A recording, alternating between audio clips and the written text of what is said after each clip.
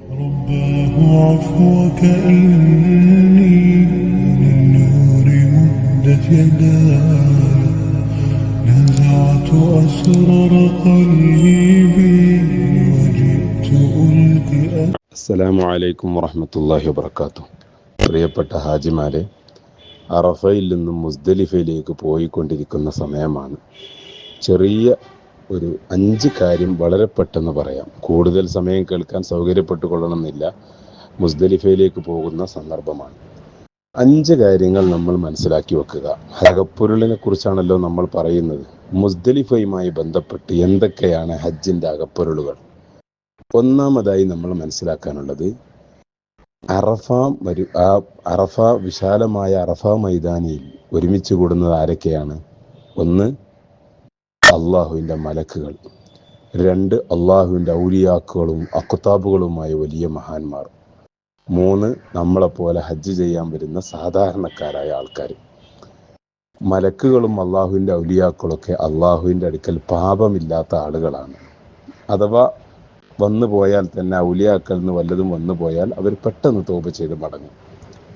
എന്നാൽ വലിയ പാപങ്ങളുമായി ആ മൈതാനിയിലേക്ക് എത്തിച്ചേർന്ന നമ്മൾ അവിടെ അള്ളാഹുവിലേക്ക് കൈ ഉയർത്തി കണ്ണുകൾ നനച്ച് അള്ളാഹുവിനോട് ചോദിച്ച് നമ്മൾ പൊറുപ്പിച്ച് മുഴുവൻ പാപങ്ങൾ പൊറുത്തുകൊണ്ടാണ് ആ അറഫ മൈതാനിയിൽ നിന്ന് നമ്മൾ തിരിച്ചു വരുന്നത്.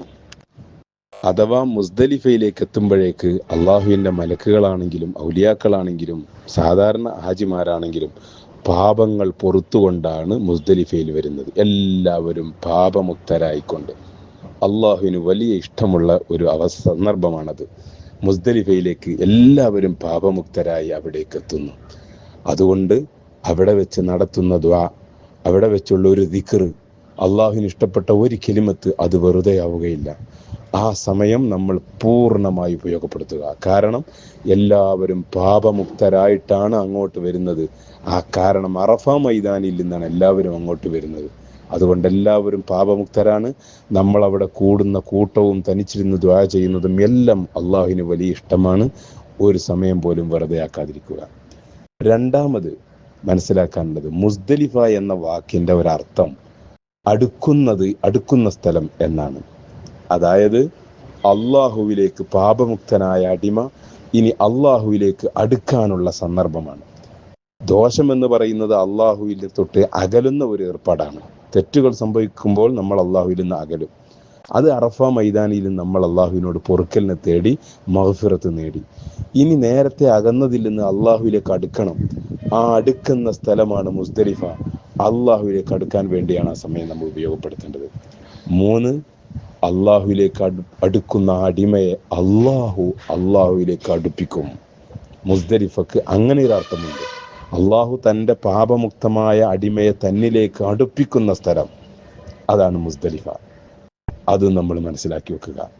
4മതായി, മുസ്ദലിഫയിൽ നിന്നാണ് മിനയിലെറിയാനുള്ള കല്ലുകൾ നമ്മൾ പെറുക്കിയെടുക്കുന്നത്. ഈ കല്ല് എന്തിനാണ് നാളെ മിനയിൽ എറിയുന്നത്?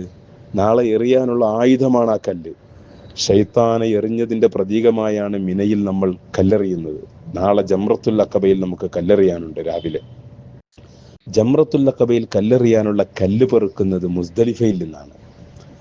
എറിയാനുള്ള ആയുധമാണത്. തീർച്ചയായിട്ടും പാപമുക്തരായ നമ്മൾ അള്ളാഹുവിലേക്ക് അടുത്തു കഴിഞ്ഞാൽ അത് ഏറ്റവും ദേഷ്യം പിടിപ്പിക്കുന്നത് ആരെയാണ്? ഇബ്ലീസിനെയാണ്, ലഅനത്തുല്ലാഹി അലൈഹി. ആ ഇബ്ലീസ് ഇനി ഓരോ തക്കം കിട്ടുന്ന സന്ദർഭവും നമ്മെ അള്ളാഹുവിനെ തൊട്ട് അകറ്റാൻ, നമ്മളെ കൊണ്ട് തെറ്റ് ചെയ്യിപ്പിക്കാൻ, നമുക്ക് വേണ്ടാത്ത ചിന്തകൾ ഇട്ട് തരുന്ന പണിയാണ്. തക്കം കിട്ടുമ്പോൾ അവൻ അതിന് വരും. അപ്പോൾ വരുമ്പോൾ മാത്രം അവനെ നേരിട്ടാൽ പോരാ. വരുന്നതിൻ്റെ മുമ്പ് തന്നെ, ഇപ്പോൾ തന്നെ അവനെ എപ്പോൾ വന്നാലും എറിഞ്ഞാട്ടാനുള്ള ആയുധം നമ്മൾ മുസ്ദലിഫയിൽ നിന്ന് എടുക്കുകയാണ്. കല്ലുകൾ നാളെ എറിയാനുള്ള ആയുധമാണെങ്കിലും അതോടുകൂടെ നമ്മുടെ മനസ്സിലേക്ക് ഒരായുധം നമ്മൾ കെറ്റിവെക്കേണ്ടതുണ്ട്. എവിടെ ഇബ്ലീസിനെ കണ്ടാലും ഇബ്ലീസിനെ ആട്ടിയകറ്റാനുള്ളൊരു മനക്കരുത്ത് ഈ കല്ല് പെറുക്കുന്നതോടുകൂടെ നമ്മൾ മനസ്സിൽ കരുതണം. അള്ളാഹുവെ, ഞാൻ ഈ കല്ല് പെറുക്കുന്നത് നാളെ മിനയിൽ എറിയാനാണ്. പക്ഷെ അതോടുകൂടെ എൻ്റെ മനസ്സിലേക്ക് ഞാൻ ചില ആത്മീയമായ ആയുധങ്ങൾ കയറ്റുന്നുണ്ട്. എപ്പോൾ ഇബ്ലീസ് ദുർമോഹങ്ങളുമായി എൻ്റെ അടുക്കൽ വന്നാലും അവൻ ആട്ടിയകറ്റണം. നിസ്കരിക്കണ്ട എന്ന് പറയുമ്പോൾ അവൻ ആട്ടിയകറ്റി ഞാൻ നിസ്കരിക്കും. നോമ്പ് നോൽക്കണ്ട എന്ന് പറയുമ്പോൾ ദിക്ർ ചെല്ലണ്ട എന്ന് പറയുമ്പോൾ അവൻ ആട്ടിയകറ്റി ഞാൻ ദിക്ർ ചൊല്ലും.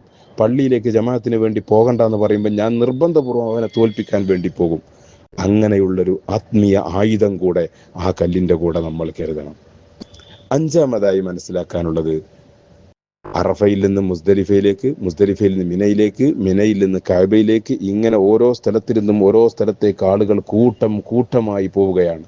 നമ്മളും അതിൽ ഒരു ചെറിയ അണുവായി മുന്നോട്ട് നീങ്ങുകയാണ്. ആ ഓരോ ഘട്ടങ്ങളിൽ നിന്നും അടുത്ത സ്ഥലത്തേക്ക് പോകുമ്പോൾ മഹ്ശർ നമ്മൾ ഓർക്കണം. മഹ്ശറിൽ, ഖബറിൽ നിന്ന് മഹ്ശറിലേക്ക്, അങ്ങനെ ഓരോ, അവിടെ നിന്ന് സിറാത്തിലേക്ക്, അവിടെ നിന്ന് സ്വർഗത്തിലേക്ക്, അങ്ങനെ പോകുന്ന ഓരോ ഘട്ടവും നമ്മൾ മനസ്സിലോർക്കണം.